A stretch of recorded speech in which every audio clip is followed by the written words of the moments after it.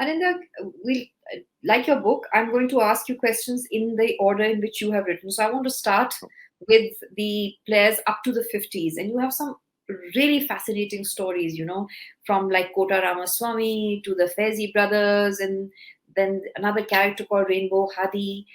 Yeah. A lot of these stories are like uh, it's not just a play. There's a lot of a story behind the play. Getting that, and out of these, which was the stories that really stood out for you? Um, it's interesting you say that, because as far as my writing goes, that's what I'm interested in. I'm interested in the backstories of the players, because just writing down what they did, the matches they won, Mm. would be not very different from reading match reports, if they were to exist. But for me, what's very important is the stories behind in their lives, the impact that they had, because these were remarkable people, especially in the early years of Indian tennis. People don't realize that Indian tennis actually started um, 7, 8 years after Wimbledon, in Lahore, at the Punjab Lawn Tennis Championship. Uh, the same year, and you'll find this, I mean, I'm sure you've seen this, but I think readers will find this interesting, that in the same year that an Indian woman first played tennis in a tournament in India was the year when women's tennis was introduced in Wimbledon.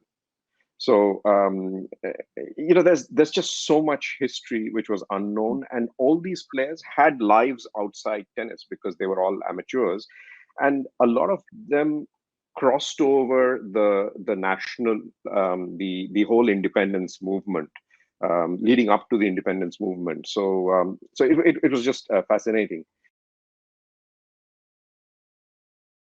Give us a short description of Mohammed Salim for those millennials who might not know his relevance to Indian tenants. Well, Mohammed Slim was, let's see the bullet points. So he went up to number 7 in the world. He was the first Indian to get to the top 10 in singles. Um, the next person to get there was Ramanathan Krishnan, who went to number 3 in early 1960s. And Mohammed Slim, just to give some context to it, did that in 1921.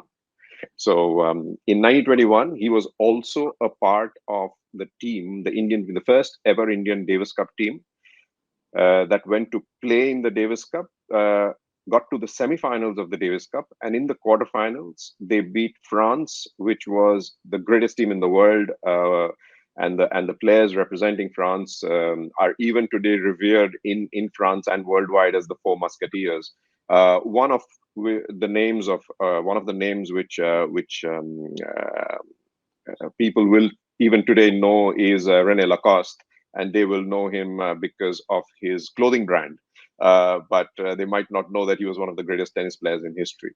And so Slim did that. You know, he was just an amazing player. On top of which, he was a barrister. He became a barrister at the age of 18. He continued playing until the age of 42, where he was competing, winning tournaments in England when he was 42. He then went back. He was one of the judges in one of the most famous court cases in pre-independence India at that point in time, the Punjab conspiracy case. And I mean, he just lived a very full life. And the last story that I have, which I think was incredible, was that at the age of 80, he played a friendly match against Khushwant Singh and beat him 6-0, 6-0. Talk about Ramanathan Krishnan, because again, lots of anecdotes, and a lot of people call him the greatest ever. In your writing, in your research, do you agree with that? And does he still hold that title?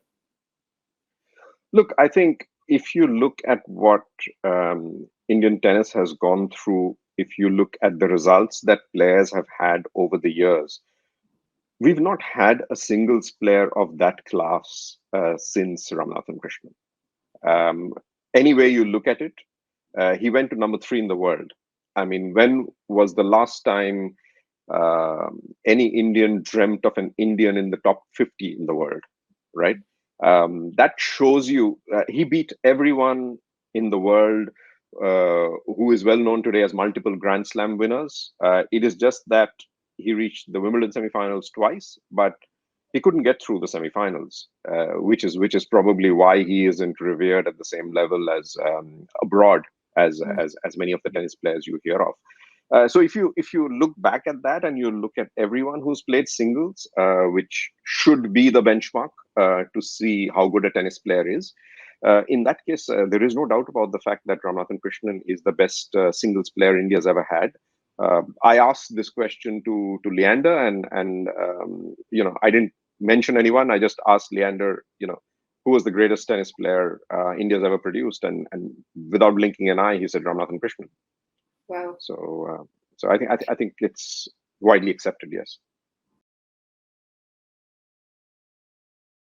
Ananda, I'd like to go a little bit into women's tennis. And for me, two players who really stood out. I mean, there were lots that you've written about pre-independence, post-independence, and fascinating stories. But for me, Rajkumari Amrit Kaur, not just because of the player that she was, but what she did for Indian tennis later through the academy, through coaching.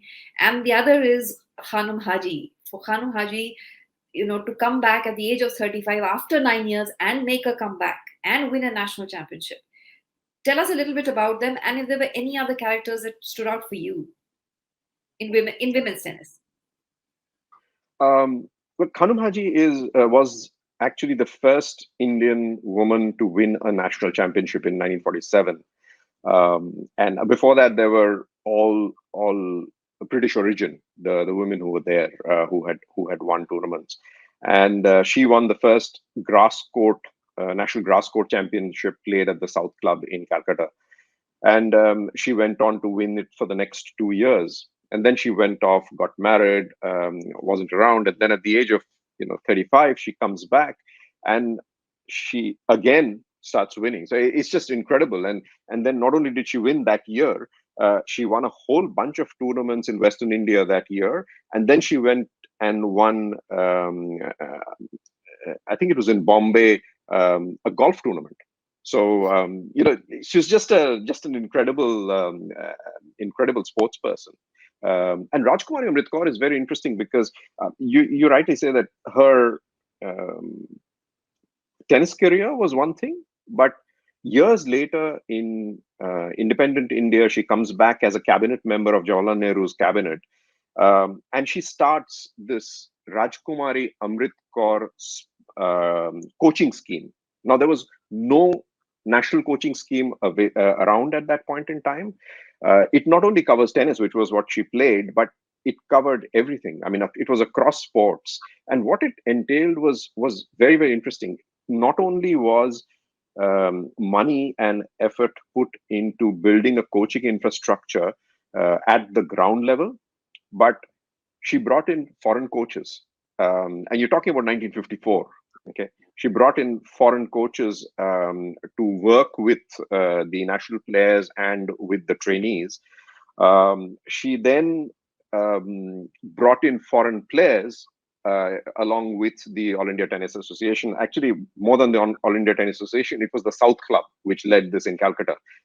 They were leading the effort, where tournaments started being organized across India, in towns, in villages, during the off season for world tennis. So now you have a full season going into the Australian Open, but earlier between the US Open and between the Australian Open, there was nothing. There was no tennis. So the top players in the world traveled to India to play in the winter across all these tournaments. And imagine what it did to the quality of Indian players. So I think Rajkumari Amrit Kaur's contribution is fantastic. So people like Premjit Lal, Jaideep Mukherjee, they came out of that coaching scheme in Calcutta. So I think she has a huge part to play even in men's tennis.